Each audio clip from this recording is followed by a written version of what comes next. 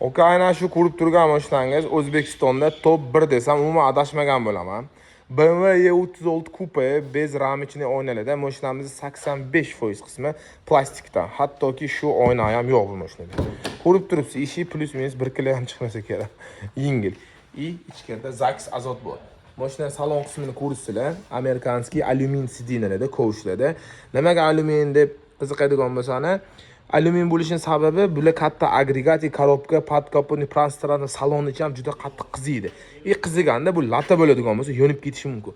Mashinaning saloni ichida polni pajarkalar bor. Zax azot aynan shu tugma orqali ishlaydi. Qanaqadir pajarka holat bo'ladigan bo'lsa, bitta knopka bo'lsa, hamma yoq o'chadi.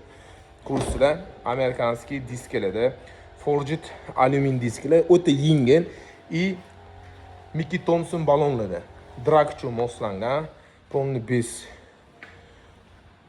interkullari kattaligi. Interkuller ham alohida tema.